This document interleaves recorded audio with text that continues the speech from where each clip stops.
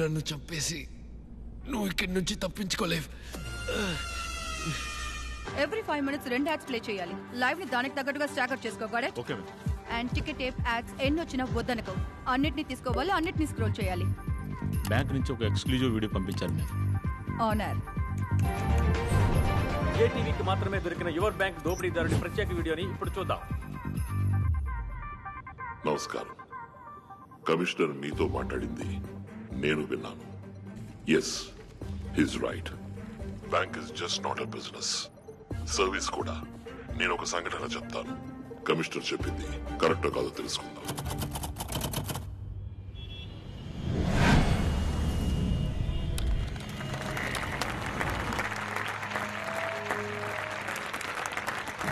Credit cards, insurance, PL, mediclaim, mutual funds, ఎఫ్డీస్లలో ఎక్కువ customers ని పట్టి టార్గెట్ అచీవ్ చేసి ఈ సంవత్సరం best employee of the year award అందుకోబోతున్నది Solomon Marripalem branch, Rishi Huda colony branch, Shahrukh and Vishal MVP branch. వీళ్ళందరూ 5 days గోవా ట్రిప్ ని గెలుచుకున్నారు.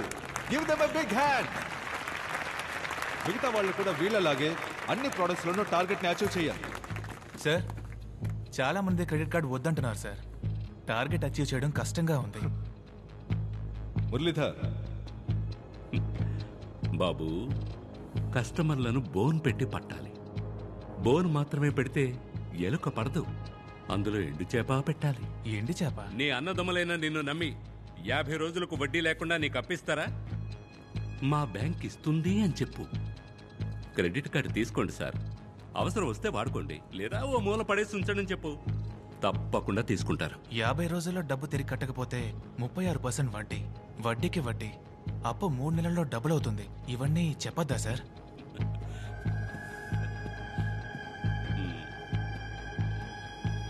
ఈ టై ఎందుకు కట్టుకోమంటావో తెలుసా? డీసెంట్ గా ఉంటుందని కాదు, పొరపాటును కూడా నిజం బయటకు రాకుండా ఉండడానికి. అబద్ధం చెప్పాలా సార్? మనం అబద్ధం చెప్పట్లేదే బాబు, జస్ట్ నిజాన్ని దాస్తున్నాం అంతే. తప్పు కాదా సార్? తప్పు కాదనుకుంటే జీతం తీసుకోవచ్చు.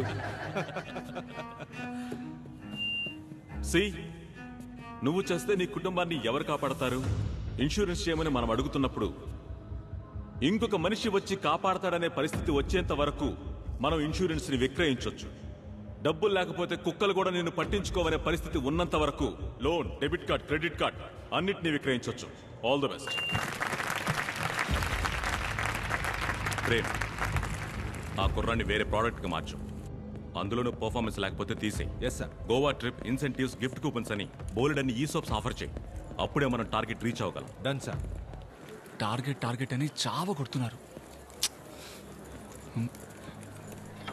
ఏంట్రా మామా, ఎందుకు డల్గా వస్తున్నా? పిఎల్ క్రెడిట్ కార్డ్స్కే దిక్కులేదు, ఇందులో మ్యూచువల్ ఫండ్స్ కి మార్చేశారు. అవన్నీ అప్పర్ మిడిల్ క్లాస్ వాళ్ళు కదరా. మన బ్యాంక్ లో ఎవరెవరి అకౌంట్ లో డబ్బు ఉందో లిస్ట్ ఇచ్చారు. అయితే ఇంకే మామా, లిస్ట్ లో ఉన్న వాళ్ళతో మాట్లాడు. Next year best employee award మనం తీసుకుందాం. గోవా టూర్ కి మనం వెళ్దాం. నమస్తే సార్, నేను రిలై మ్యూచువల్ ఫండ్ నుంచి మాట్లాడుతున్నాను. నేను చెప్పే మ్యూచువల్ ఫండ్ లో మీ డబ్బును ఇన్వెస్ట్ చేశారంటే 4 ఏళ్లలో మీ డబ్బు రెట్టింపు అవుతుంది. రిటర్న్స్ 25% వరకు ఉంటుంది సార్. రెట్టింపు అవుతుంది. మీరు ధైర్యంగా ఇన్వెస్ట్ చేసి కాలు మీద కాలు వేసుకొని కూర్చోండి. ఈ ఇయర్ బెస్ట్ ఎంప్లాయీ అవార్డు అందుకోబోయేది మిస్టర్ కవిన్, సీతమదార బ్రాంచ్.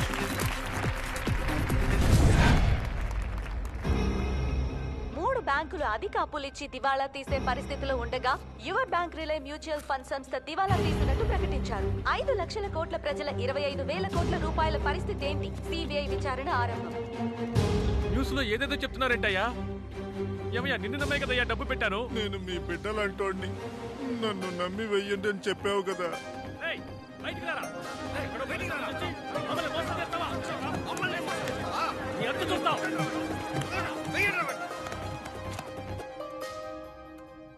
అవేం పట్టించుకోకుండా నీ పనేంటో నువ్వు చూసుకో. ఏంటి సార్ ఇంత తేలిగా చెప్తున్నారు? మన బ్యాంక్ జస్ట్ మ్యూచువల్ ఫండ్స్ లో పెట్టుబడి పెట్టమని రికమెండ్ చేసింది.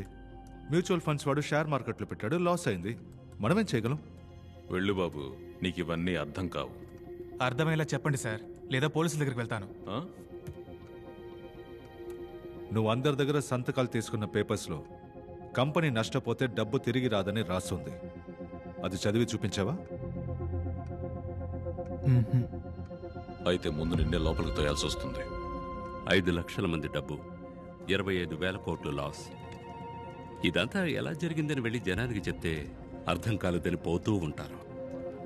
డబ్బు అంటే ఏంటి, డాలర్ ఎందుకని వరల్డ్ రిజర్వ్ కరెన్సీ, ఎందులో పెట్టుబడి పెట్టాలి, ఎందులో అసలు పెట్టుబడే పెట్టకూడదు, దేనికి అప్పు తీసుకోవాలి, దేనికి అప్పు తీసుకోకూడదని ప్రజలే తెలుసుకోవాలి. వాళ్ళని వాళ్లే కాపాడుకోవాలి. మనమేం చేయగలం చెప్పు? అంతా టైం అనుకోవాల్సిందే, అంతే. నేను మీ బిడ్డలంటోడిని, నన్ను నమ్మి వెయ్యండి అని చెప్పావు కదా. వాళ్ళని వాళ్లే కాపాడుకోవాలి.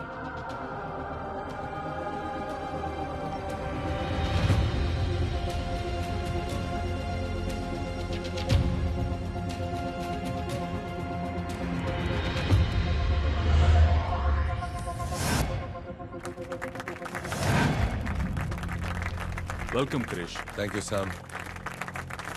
Krish, welcome to Vizag. Thank you.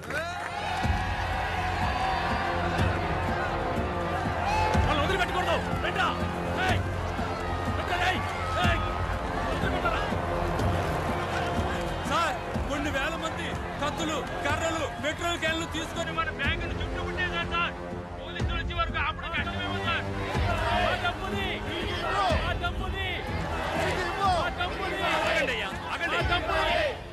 మీరు తగలెట్టుకుని చస్తే డబ్బు రాదు. ఇక్కడ నుంచి వెళ్ళిపోండి. మేమెందుకయ్యా తగలబెట్టుకోవాలి?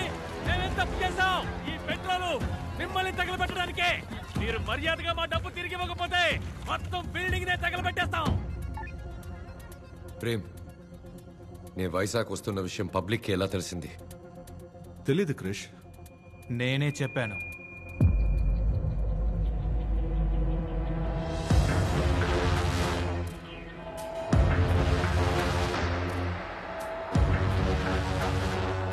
ఈ రోజు మీరు డబ్బు తిరిగి ఇవ్వకపోతే ఇక్కడి నుంచి ఒక్కరు కూడా ప్రాణాలతో బయటికి వెళ్ళలేరు.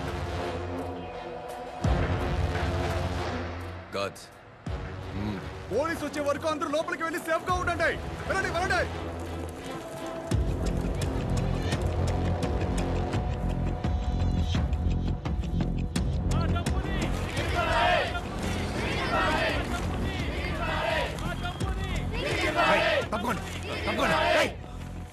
కోర్టులో కేసు జరుగుతుంది. అది పూర్తయ్యాక మీ డబ్బు మీకు అందుతుంది. నేను చచ్చిన తర్వాతే ఆ కేసు పూర్తవుతుంది. కడుపు కట్టుకుని ఎన్నో అవమానాలు పడి ₹1 సంపాదిస్తున్నాం. మమ్మల్ని ఇలా మోసం చేయడం న్యాయమా సార్? బ్రతకడం కోసం చచ్చేంతగా కష్టపడుతున్నాం. మా డబ్బుని ఎలాగైనా ఇప్పించేయండి సార్. తమ్ముడు, ఇది ఫినాన్షియల్ క్రైమ్. నువ్వు, నీ బాబు, గవర్నమెంటే తలుచుకున్నా కూడా నా దగ్గర నుంచి ₹1 కూడా వసూలు చేయలేరు. సార్, డబ్బు తిరిగిచ్చేయండి. ఈ స్కామ్ మీరే చేశారనడానికి నా దగ్గర అన్ని ఆధారాలు ఉన్నాయి. వాటిని గనక ప్రెస్కిచ్చానంటే మీరు బయటికి కూడా వెళ్ళలేరు. అందరూ కలిసి చెప్పుతో కొడతారు. అలాగా?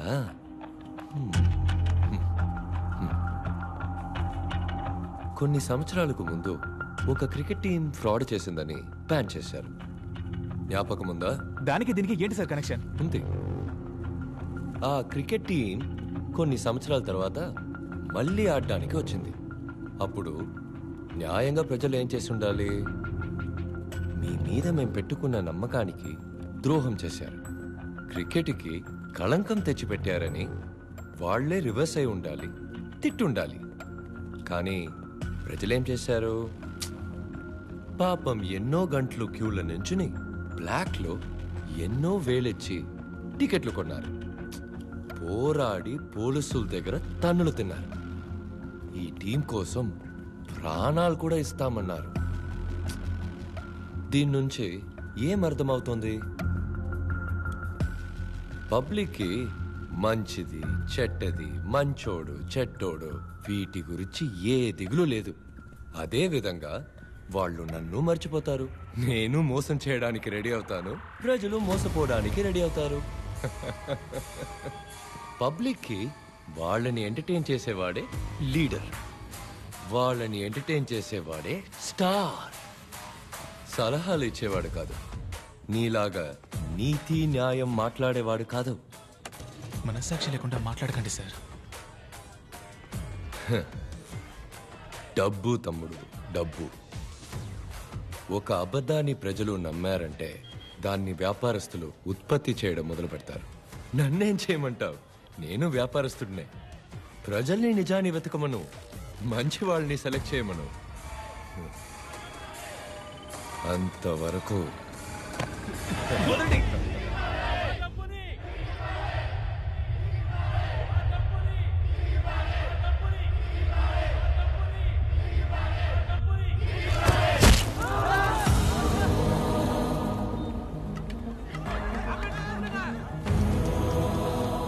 పబ్లిక్ బిల్డింగ్ పగలకొట్టి లోపలికి వచ్చి మన యోర్ బ్యాంక్ స్టాఫ్ ని పైనుంచి కిందకి తోసేశారు. మీ ఫ్రెండ్ ఏసీ ఇంకా ఏం చేస్తున్నారు? లాఠీ చార్జ్!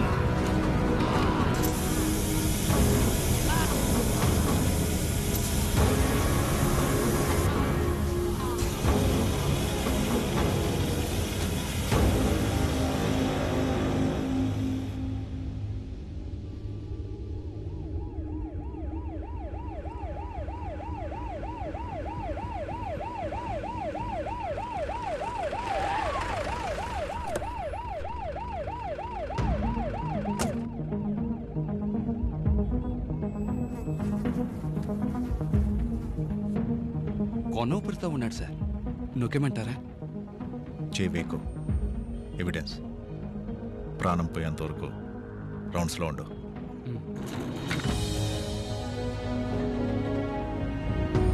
ఏడు అంతస్తు నుంచి పడిన చావరా నువ్వు.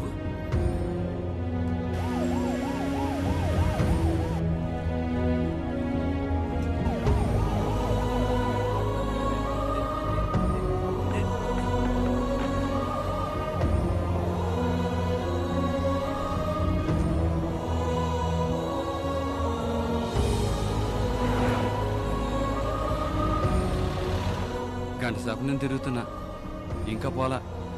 నొక్కేస్తాను, పోస్ట్ మార్టంలో చూసుకోండి.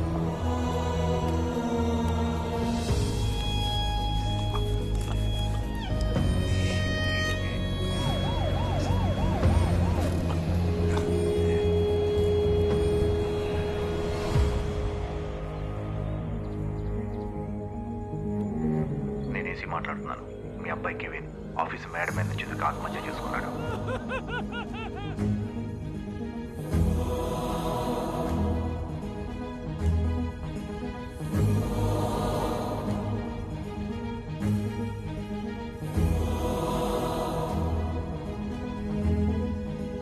యువర్ బ్యాంక్ రిలై మ్యూచువల్ ఫండ్ కంపెనీ వ్యాపారంలో నష్టం ఏర్పడి దివాలా తీసినందువల్ల దాని మీద నేరపత్రిక దాఖలు చేయడానికి ఎటువంటి ఆధారాలు లేవని పోలీస్ శాఖ న్యాయస్థానంలో తెలిపింది.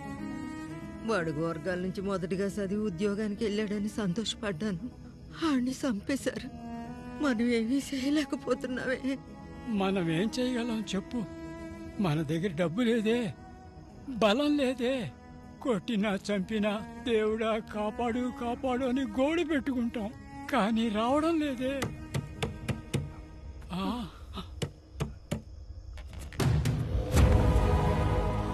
ఆయన పిలిచింది దేవుణ్ణి, కానీ దేవుడు పంపింది డెవిల్ని. కవినాశ ప్రజలు మోసపోయిన డబ్బుని వాళ్ళకి తిరిగి ఇప్పించడమే.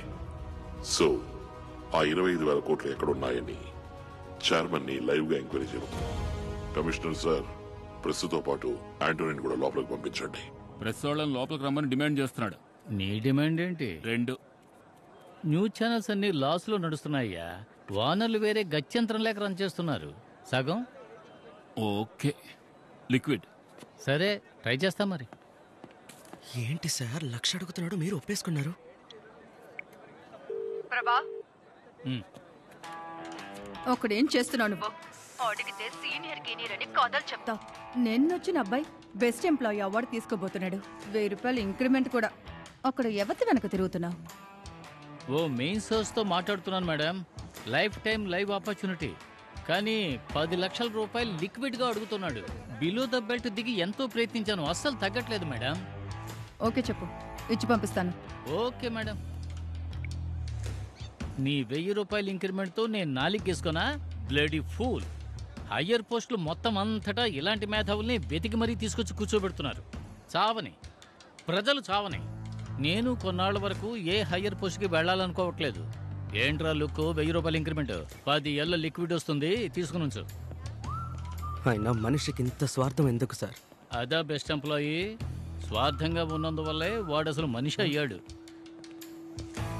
నేను బాత్రూమ్కి వెళ్ళేటప్పుడు ఓ గ్లాస్ తీసుకునిరా. ప్రభా కొద్దో గొప్ప కంటెంట్ ఉంటే మా మొహాన్ని కొట్టచ్చుగా. బ్యాంకు ముందు సెల్ఫీ దిగి మీ ఛానల్ ట్విట్టర్ అకౌంట్లో పెట్టు. ట్రెండ్ అవుతుంది. ట్విట్టర్ వాడైనా సంపాదించుకుంటాడు.